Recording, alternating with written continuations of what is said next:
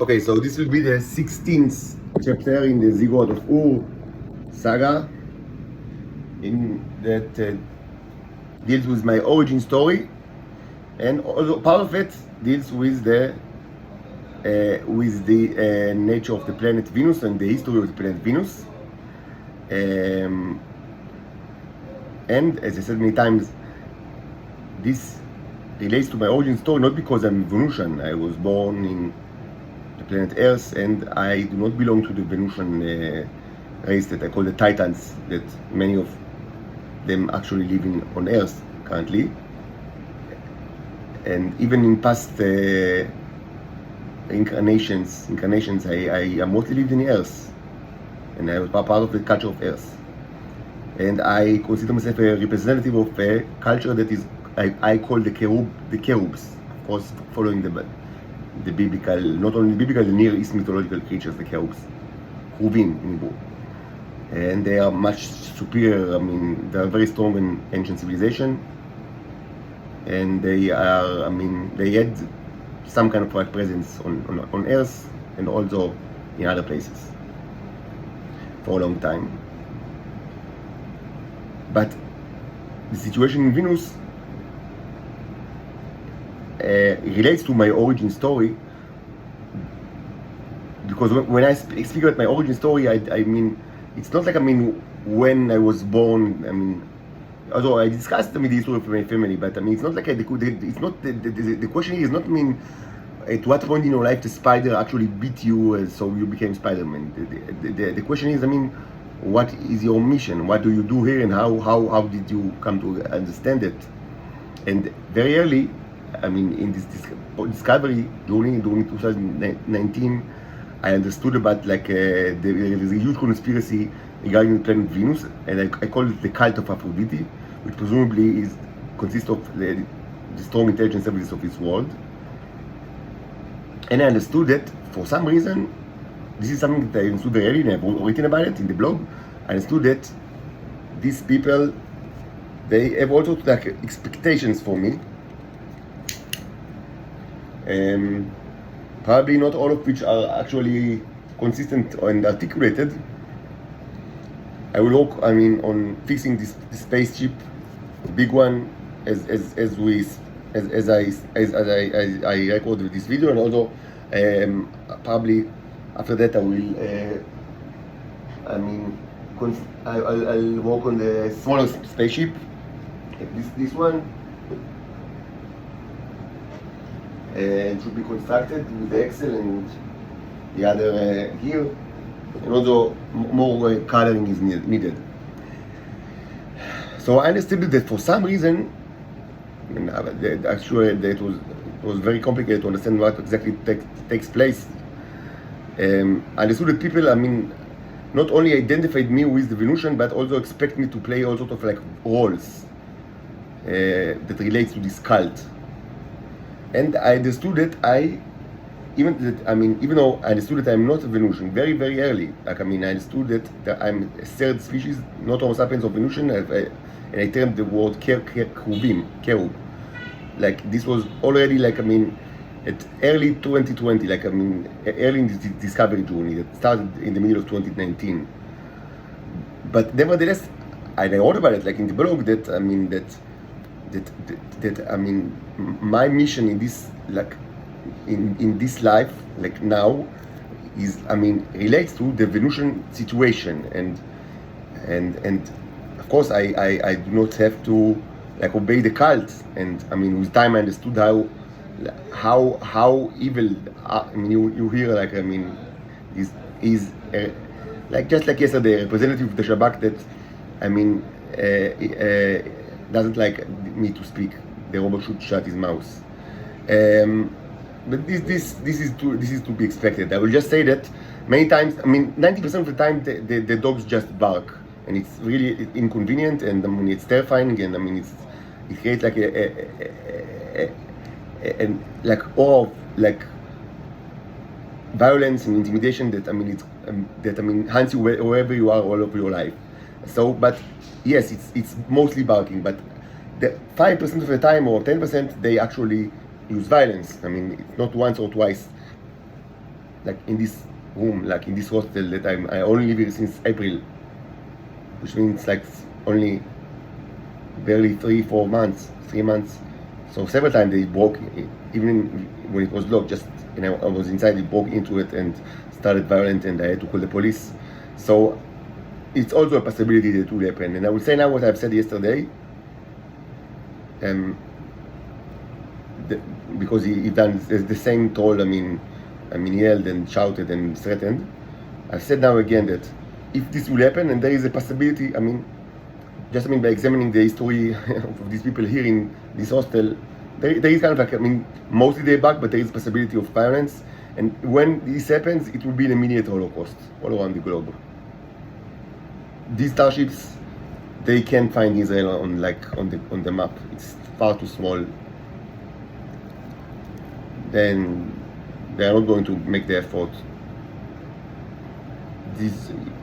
I don't know if you already see the third. I know that some of you are now aware that there is more. The fact that there is one is known since like decades ago. Of course it was denied by the Israelis, and later all sorts of like ridiculous theories were proposed, but it's there for decades, and it affects humanity for decades. And now some of you already know about the second, and I tell you that if you didn't already detect the third, it's a matter of hours until you will be able to detect the third one, which will be a bit bigger than the first and the second. And as you know, and if you don't know, now you know, they are, think about like, I don't know what movie, maybe Independence Day, even though it's a ridiculous movie. They are very big. So if violence will occur and there is the chance, sometimes the dog not only bark, but actually attack. And when this occurs, it's an immediate Holocaust all around the globe.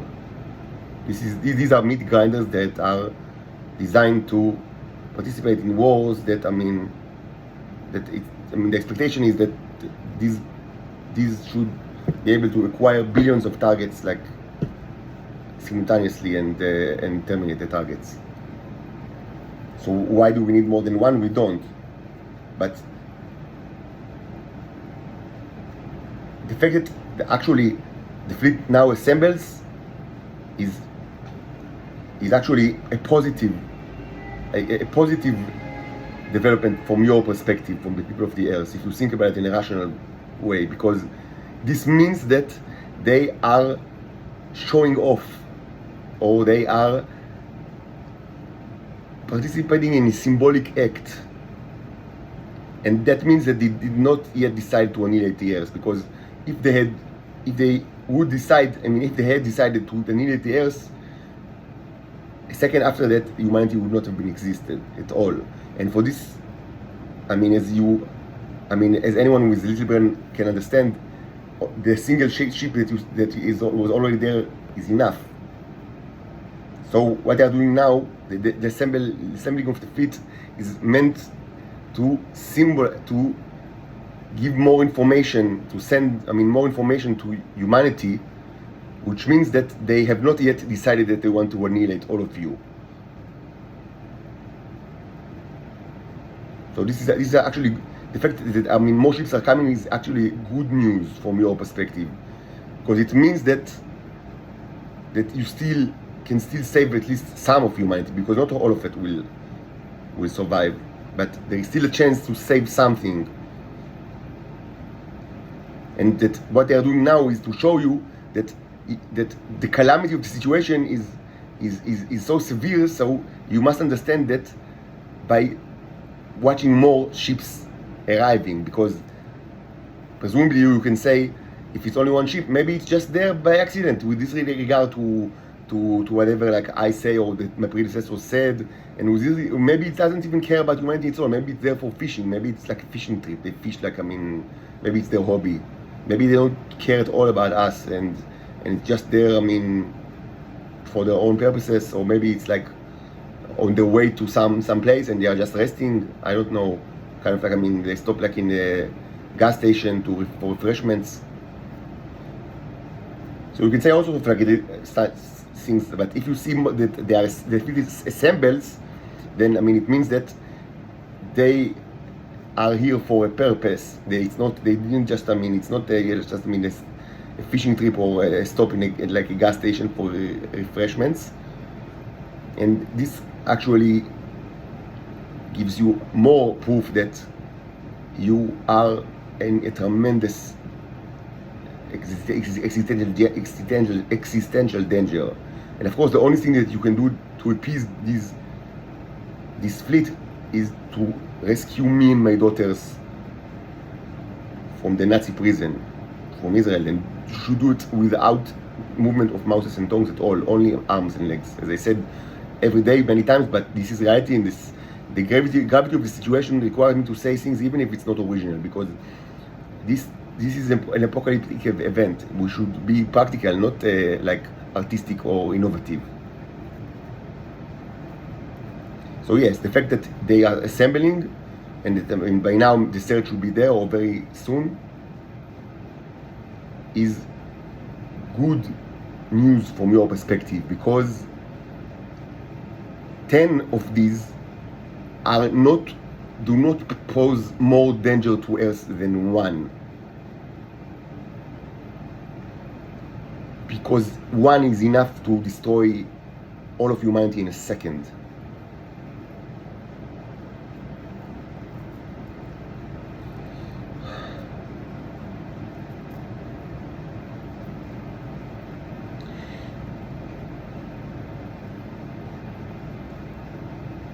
So I hope this will not deter to violence, because sometimes it does. Mostly it doesn't, but sometimes it does.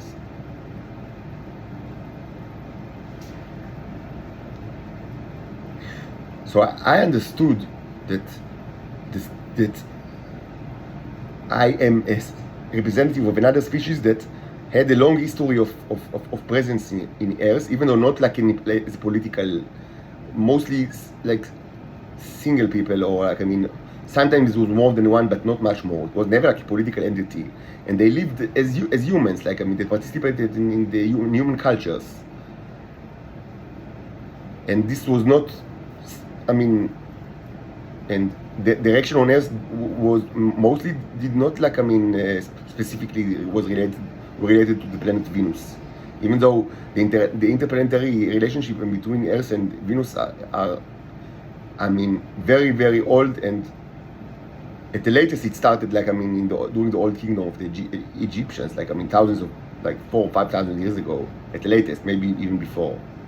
But it wasn't like, I mean, it's not that kind of, like, I mean, but right now, it's not like the kind of like the main, like, I mean, like, point in the agenda of the cherubs, like, I mean, these interplanetary relations, not at all.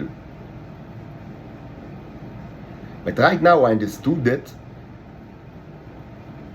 it's not just that people, I mean, are wrong, and I mean, I can fix these mistakes. I mean, and I can't. I mean, even until now, I mean, many people deny the fact that I'm not a Venusian, even though they were giving so many hard evidence for that fact. But I understood that my purpose, and so my purpose in this life, and this purpose is, I mean, in a way, it's the true origin. I mean, the purpose is the origin. Not only the family story, which I mean, some of it is actually interesting, and I spoke about it. And not only like when exactly the spider bit you, if at all, but also that, and even more importantly, the purpose. And the purpose relates to the Venusian exploitation.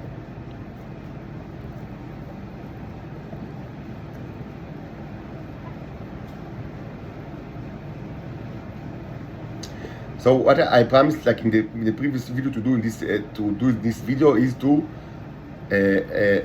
break like the regular format and to dedicate this video to tell you a fairy tale. And that's what we will do. I will tell you a fairy tale. I thought about this fairy tale about 2 years ago when I had one of my trips in the desert in Israel. the desert is a great place for meditations and divinations. It will always been like that. So I thought about this fairy tale, articulated this fairy tale. I never wrote it. It was always like just in my head, and it's still in my head. And that's the way that I will relate it to you. From the head, when I'm reminiscing, the articulation of the fairy tale from 2 years ago, from the desert trip. Of course, it relates to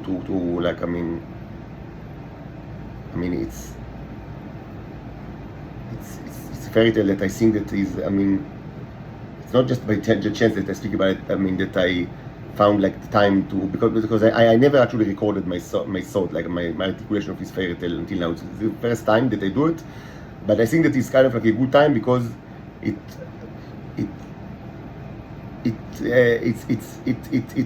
resonates with all sort of topics that we deal with in this saga, the Ziggurat of Ur saga.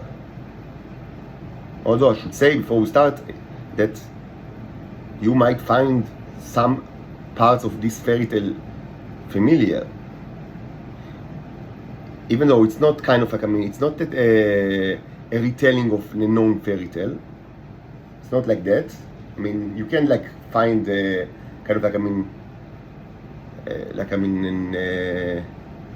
equivalent fairy tale in any because it was my articulation with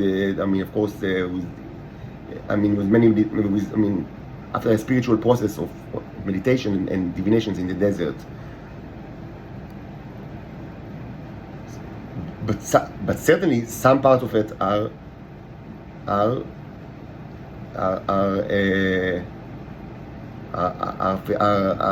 would be recognizable from other all sorts of mythologies and stories that you, the audience, might know.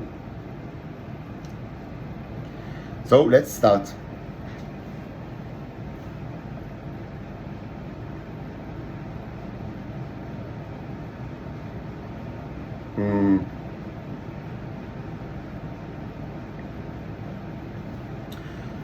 So, our fairy tale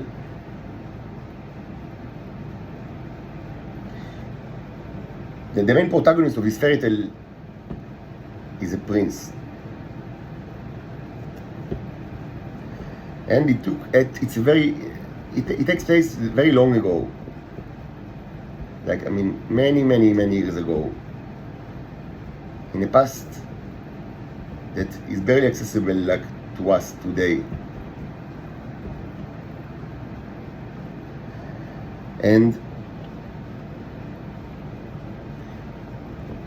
the name of this prince was David.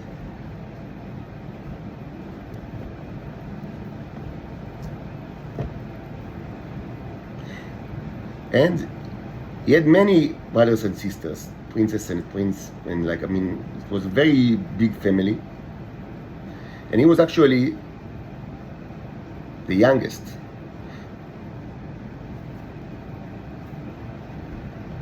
But even though he was the youngest, everybody, in this family agreed that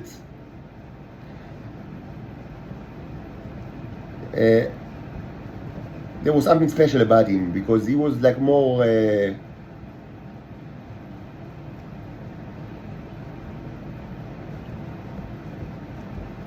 he was very, I would say, innovative as opposed to the others. Now we should say that innovation was not something that was very natural to the people of this fairy tale, because they were not humans like us, or like you, whoever you are. I assume you are human. They belong to another kind of I would say species or race, and they were essentially immortal. even though they could have died, like I mean, in accidents or wars. Like I mean, not that there were many, but I mean theoretically, and they could end their life. I mean, voluntarily. I mean, when they reach a certain very old age. I mean, and they want like to reincarnate. But from like I mean, I would say the biological or pseudo-biological perspective, they were immortal. So no prince like or princess ever thought like I mean that they will usurp the father, the king. I forgot to say the name of the fairy tale. The name of the fairy tale is The Three Sisters. The Three Sisters. So no one thought about like I mean that about like I mean to replace the king. They were a very close family and they ruled over the land. I mean the father ruled over was a king, and like no one ever thought like, or at least in the known like I mean memory of the people of this fairy tale ever thought to replace him, and since they were immortal, I mean there wasn't like kind of like I mean an expiration date to his reign. And because of that, innovation was not kind of a very natural thing for these people, because the immortal nature of their society.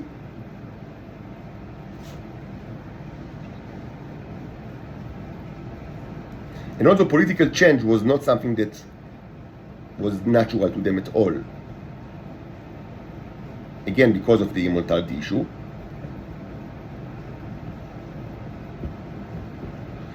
So there was no, I mean, explicit and also not like implicit or like I mean kind of like I mean invisible like battle for succession, like who will replace the father, because they never thought about it. It was like not in the agenda of any of them, any of the princes. There were many actually, like more than 20 of the princesses and princess and like prince and princess in plural term. So the question wasn't like who is going to replace the father, as it is known from like other culture, but it was more like, the question was more like I mean who is kind of like more innovative and have more like I mean aspirations.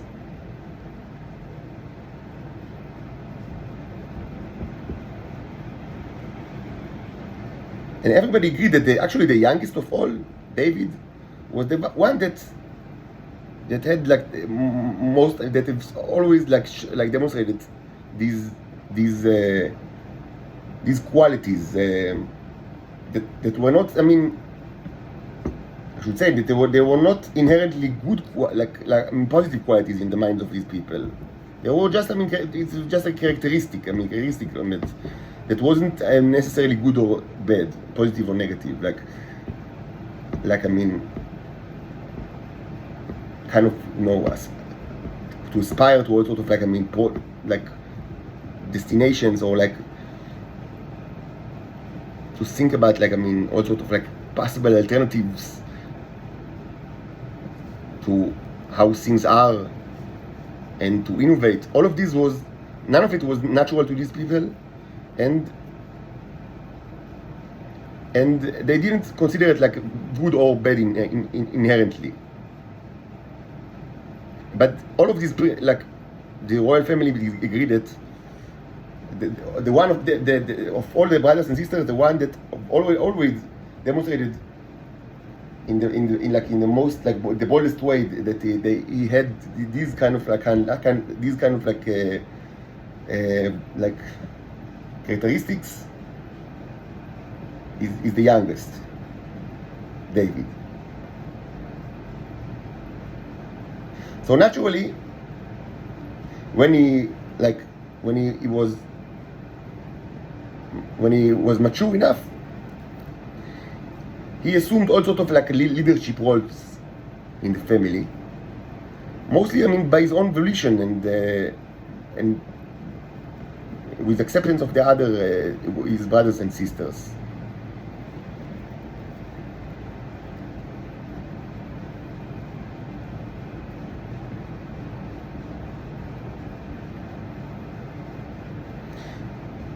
Since they were immortal,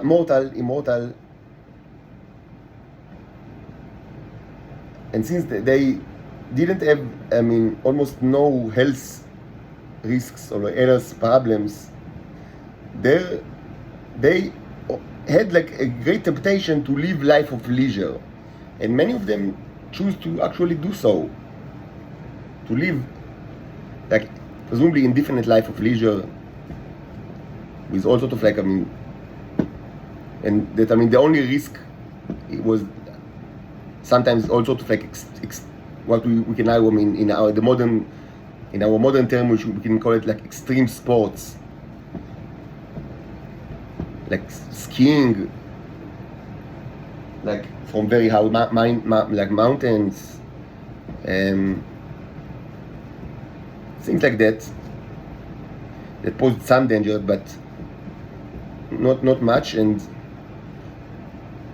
so many of them actually, now I should say, not only the royal family were immortal, this was a society for immortals. This was to all, to all of them.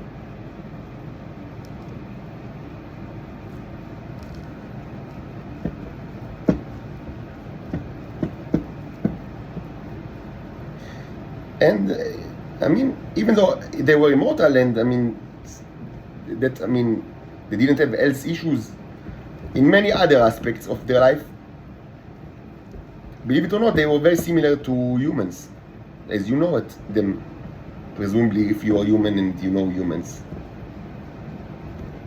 Besides the things what I spoke about like stark differences between humans and generals and humans in royal families in the histories of the earth and this family. But other than that, yes, they had love life, and like they got married, and they raised children, and they loved them very much, and they educated them, and much like you do, much like you do.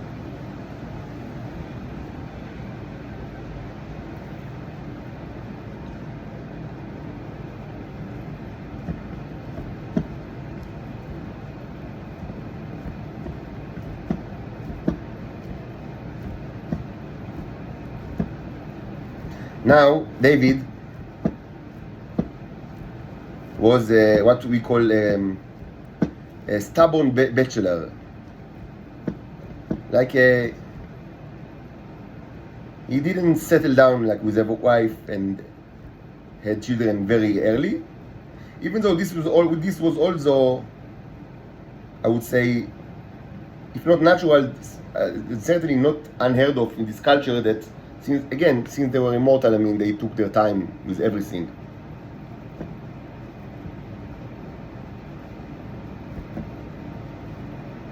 Of course, the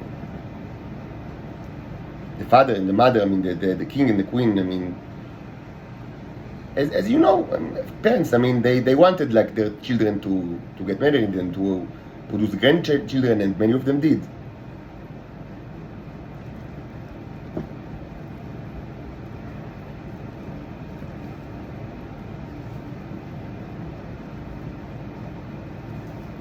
So David was a young, but already not that young bachelor. That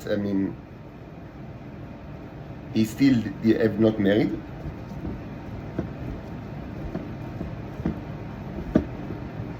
And he had, as I said, all sorts of like ideas and innovations and things that the brothers and sisters in the family, like they appreciated, but mostly they didn't relate to these ideas. Like they sort of had like it's kind of like a curiosity, and certainly they did not relate to it from the emotional perspective, like from the They didn't see like the inherent value in all sorts of like aspirations for change.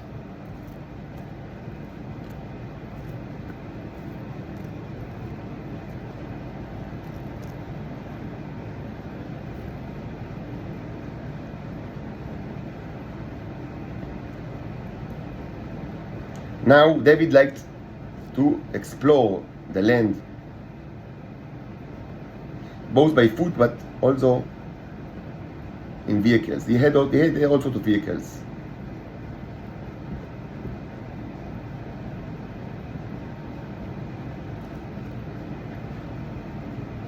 So one day he had like a trip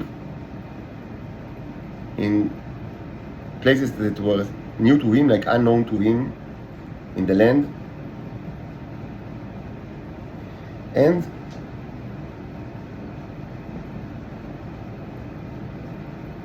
at some point the ground beneath him broke. Maybe it was kind of like an earthquake or moving sands, I don't know exactly, but he fell into what he thought initially that was a very large well. But this was a very peculiar well because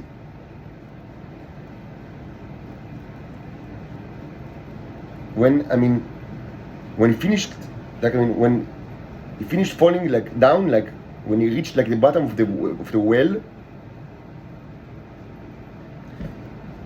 the scenery was very different.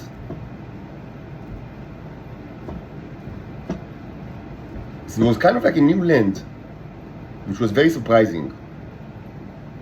Well, the first thing, he wasn't that reckless. First thing that came into mind that would he be able to come back? So he tried to actually use the well in the other side, because it looked like a well in the other side as well, to get back to his known land, and he saw that there was no problem and that it can be done. So this gave him peace of mind that to again, like in the third time, to cross like to dive into the well, and this time with more peace of mind to actually tour this new land that was fascinating.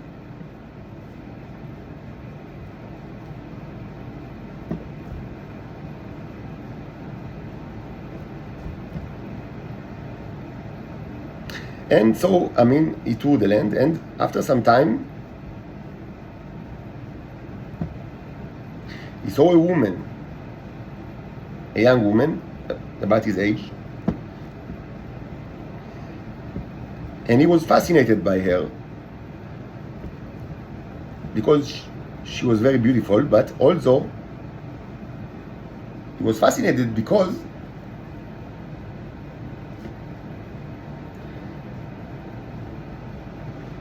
she had a very unusual color, color of skin color. She had a color, which was something like, composition of brown and red. Something that reminded him of the land, of his land, of the landscape of the land, of his homeland. And he was fascinated by that because it was the first time that he'd seen ever a human being that is not black. He thought that all humans are black.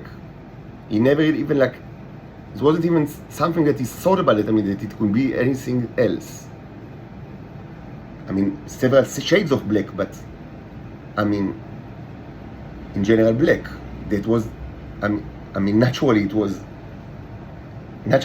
like, for him it was kind of thing that you don't even need to wonder about, because the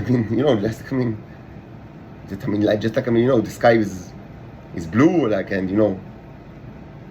the ocean is blue, and the grass is green, and the land is brown or red. So humans are black. but she wasn't black, and this was fascinating. And he found it very attractive, like, I mean, extremely attractive.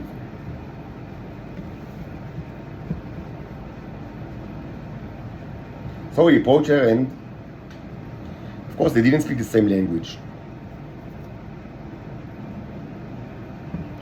But she also liked him, and she found like his appearance I would say agreeable. And so she started to show him her land and her people that also had this kind, mostly this hair color. And with time they learned each other's language. Now this wasn't like in the first tour. I mean, after some time, I mean, he went back to his place, I mean, through the well, and then, I mean, after some time he went back to, so I mean, he went back and forth, and very soon he felt he was deeply in love with her. And I mean, after not very long, he decided that he should be with her. But it didn't make sense to him to he didn't even think about, like, I mean, that he should like live in her place, because she was a lowborn, I mean, and part of a society that was much less developed than his society. And also, and this is a critical details, they were not immortal. So it was obvious to him, like, according to his thought, that she should come with him to his land and live with him, and like be his partner for life, and live with him.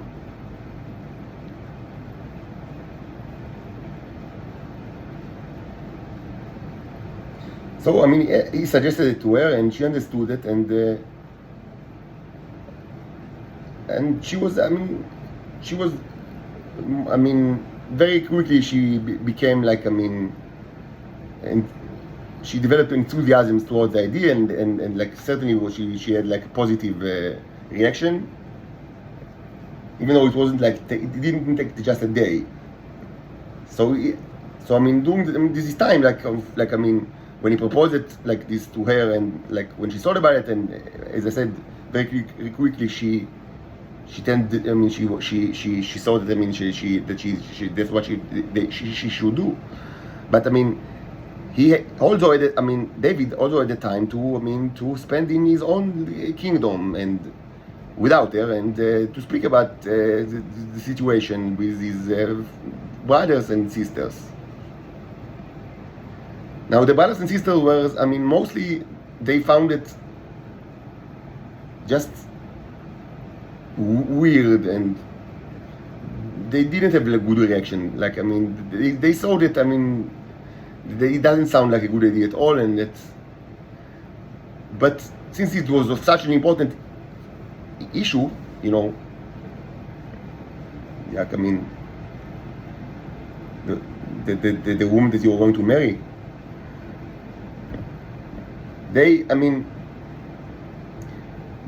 none of them actually, I mean, have shown a very like strict, I mean, objection, I mean, and or at least voiced it. And it should all be said that, I mean, for most of them, it wasn't in the habit to like voice like a very strict opinion on anything.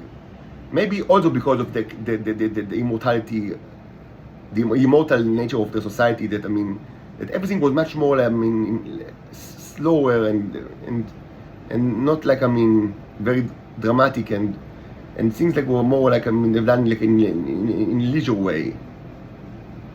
But they mostly, I mean, they're like instinct was that there is something not good about it, and that he should speak about it with the father, with the father.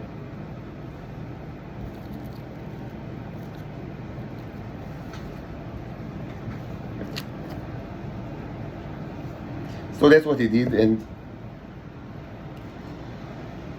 he discovered that the father actually knew very well about the existence of this land and the inhabitants. And the father showed strict opposition. He was, and that's also not something that was not common, because I mean, all of them were that leisure, and lived life. I mean, as I said, without the impending battle of succession that characterized, royal families of humans. Everything was much more like, friendly between in the royal family, and this also is true to the relationship between the father and the sons and daughters. But this was a very special occurrence, like very special event, that he was vehemently against this idea that he will bring this woman to the kingdom and will marry her and live with her. This really surprised David, and of course it created a rift between David and his father, and this rift was never, like, it separated them forever, in a way. Their relationship was never recovered from this event. Even though it wasn't like that he didn't speak at all, but things were after this. The relationship, couldn't be the same forever, because the father was so much against it.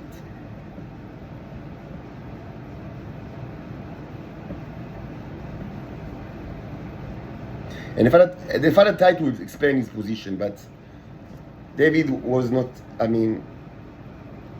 convinced at all, and maybe he did not really understand everything. And maybe the father, couldn't explain his thoughts entirely, because David, he was smart and innovative and ambitious, but he was still, and not that young, but relative to the father, he was very young, and he didn't have enough experience, and maybe it was just impossible to explain the view of the father in its entirety. Maybe it was just impossible. Be it as it may, David was not convinced, and it created a great rift between the father and the son. And to some extent, it also created a rift between David and the other brothers and sisters that, of course, they also didn't understand completely, the justifications of the father, but as I said, they were instinctively, very suspicious of the whole idea. And after they learned of the opinion of the father, they, of course, they, sided with the father. All of them. It was, should we say, it was not common at all for any of them not to side with the father. That was the standard position that, they accept his views on everything, even though he didn't impose himself to, a lot on them. He gave them huge liberties since they were very young, but again, because probably, the immortal nature of this family and the society and the immortal society, they just tended to always accept the father's position when it was demonstrated. So David was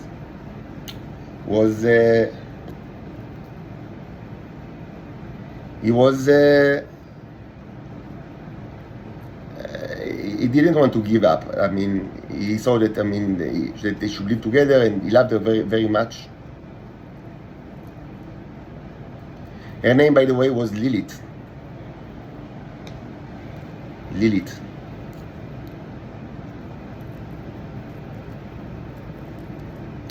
And he didn't want to give up. And eventually, after some time, he just, I mean, I wouldn't say that he disobeyed his father's will, because the father, it should be said, never, like, I mean, commanded him not to do so. It just that it was a very strong opinion that he shouldn't do it, but he didn't, like, commanded him, David, you shouldn't do it. He just, I mean, it was a very strong opinion that he shouldn't, and that he should, like, leave her, and, I mean, stop, like, I mean, this for some time, stop his exclusion in this land, in the other land. I mean, just, I mean, to forget her and find, like, a companion, a wife, like, in this land, in their homeland. But he didn't, like, say, he never said, like, I mean, I command you not to do it. And eventually he did. And she left her family, and she became part of the royal family of this land, the land of David. And they married, David and Lilith. The father and the mother, I mean, the queen didn't like this at all, but, I mean, it's not that just, they didn't, like, I mean, excommunicate David from the family. And this was not even such a thing, I mean, it wasn't, like, part of their world. Like, I mean, there wasn't just, I mean, it wasn't, I mean, as in the modern term, in our terminology, I mean, we should say it wasn't a sin. I mean, today people say, I mean, that it wasn't a sin to excommunicate someone from the family.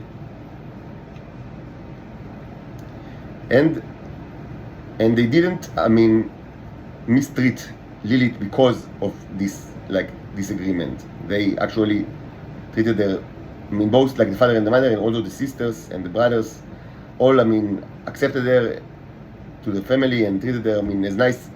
Of course, I mean, not all are the same, and were the same, and, I mean, and, you know, subconsciously, I mean, maybe they had some resentments because it was against their father's will, and it was something that wasn't common to, I mean, to go against the will of the father at all. It wasn't common, but, I mean, at least, I mean, they've done all the effort, and for some of them it was natural, and for some less natural, but they all, like, made the effort to accept her to the family.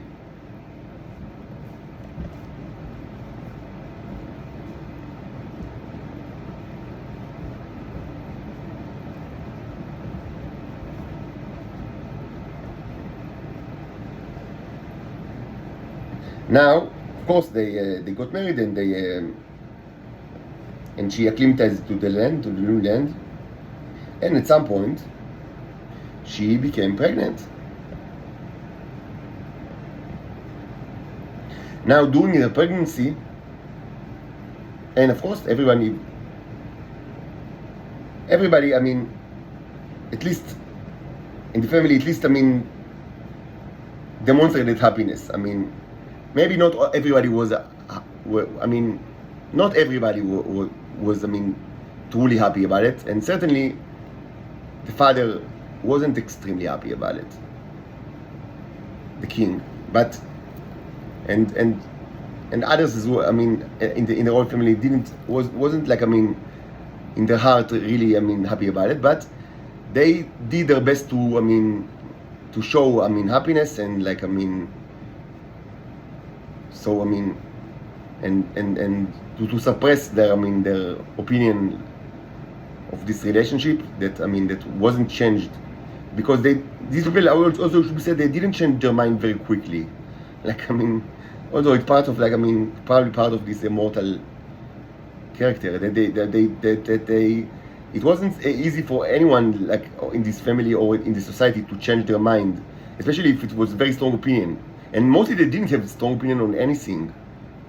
So they didn't, So like a very harsh change of mind wasn't even required. But if they did a strong opinion on something, it wasn't changed easily. So no, I mean, it's not that everyone was happy about like this pregnancy, but they did their best to show happiness, and to to exhibit a happy face. And of course, they did whatever they can. I mean, taking this, the circumstances, into account, that Lilith will feel, at home, because that was now her home. Now, during the pregnancy, something peculiar happened. Something that the David didn't actually saw that it's going. It didn't saw that it's even possible. But there were some people in the realm that weren't completely surprised.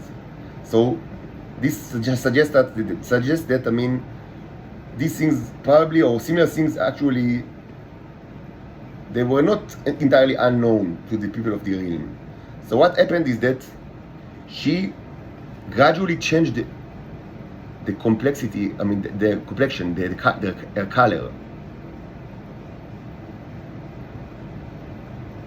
And this process started during the pregnancy, and was very stark, very amusing.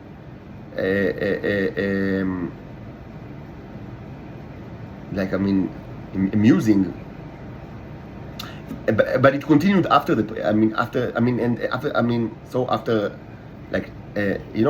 regular 9 months. The child, a male child, was born.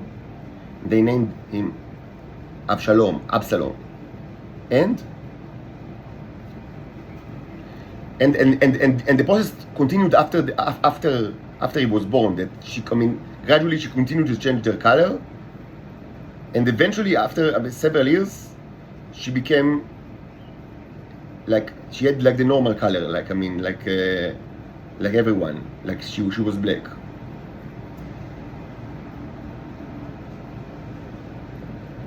And this was peculiar, but of course, David, loved her more than ever, and find her attractive more than ever, and she also she was happy about it, because even though of course people tried to show happy face, she had felt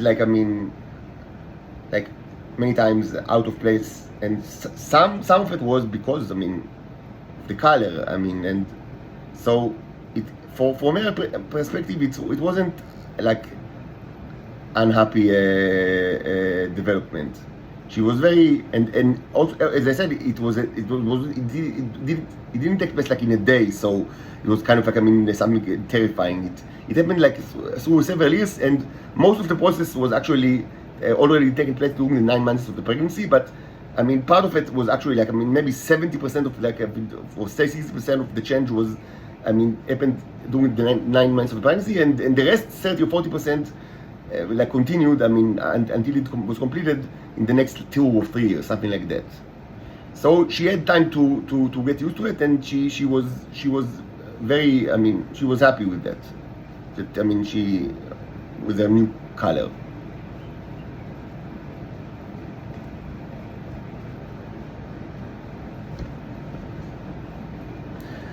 But then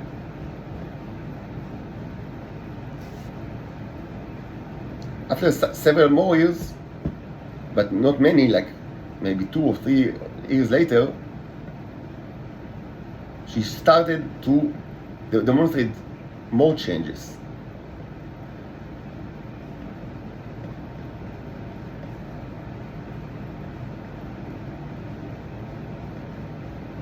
All sorts of physical changes that she couldn't understand, and although they were not understood by the people of the realm.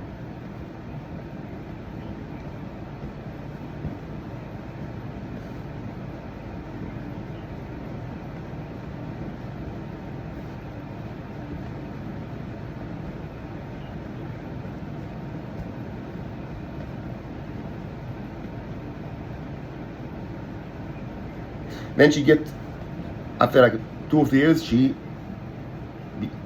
became pregnant again, and this time it was a girl, and they named her Ruth. And I should say that later in their life, they had more children, boys and girls. But during the pregnancy with Ruth, shortly after Ruth was born and everything was fine with her, but during the pregnancy and shortly after it, like after the childbirth, it became evident.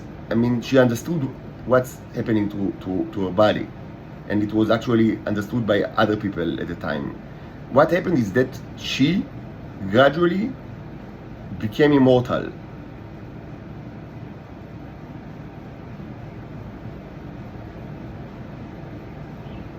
It was unexpected, but and even she didn't know like what to think of it. Like, she was actually ambivalent towards this change. Like, she was very quickly she adopted a very positive outlook. Like for the change of color, actually, like to become black. But actually for this change, she was much more ambivalent about it. And it kept like that for many years. Like, that change was actually, surprisingly or not, I don't know what's your view, but she wasn't like instinctively or immediately or at all, entirely like, happy about it. Or at least, she had many, it made her, she feared like this change, and she couldn't like overcome the fear, even with time. But David was extremely happy about it. There was no end to his joy. Certainly this was the best time of his life. He had a young boy and then a young girl, and they were both healthy, and they raised him, they raised them, and he had a wife, and he loved her very much, and one of the major like looming issues from his point of view is that at some point she will just become old, and this will create a rift between them, because he's perpetually like he perpetually looks young, and so he didn't know like what's going to happen, like when she will be old. What will be the outcome for it, and of course eventually she will die. This is also, of course, this thought always made him sad. But then there was that incredibly, from his point of view, positive development that the greatest looming problem of his life, that his wife is going to become old while he stays young, and eventually she will die. This problem just disappeared because she gradually changed. Like the biology of her body changed to match his, or the society where she lived. And it was obvious to them after Ruth was born that it was mostly, most of the change was very rapidly took place during the pregnancy, with Ruth.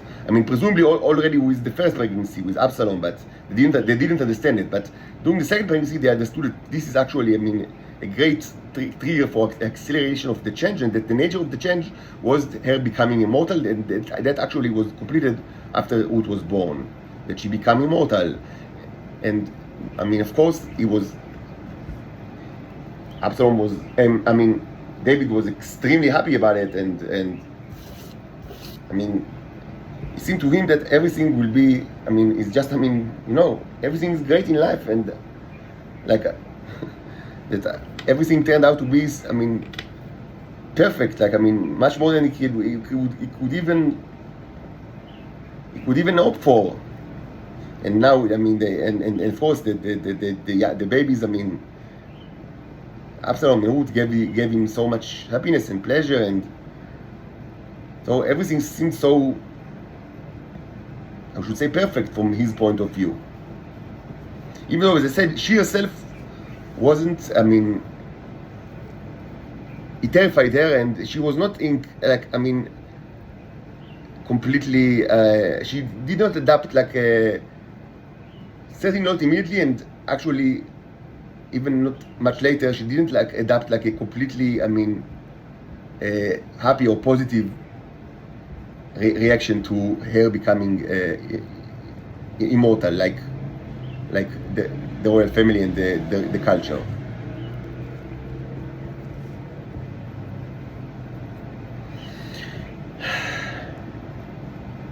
So okay, so this video is now an hour long, and I want to take a break to drink a coffee and also water. So we will continue, I hope, very soon with another chapter. Of course, we will continue just where we stopped. And so the next chapter will be I mean, we will continue with this fairy tale.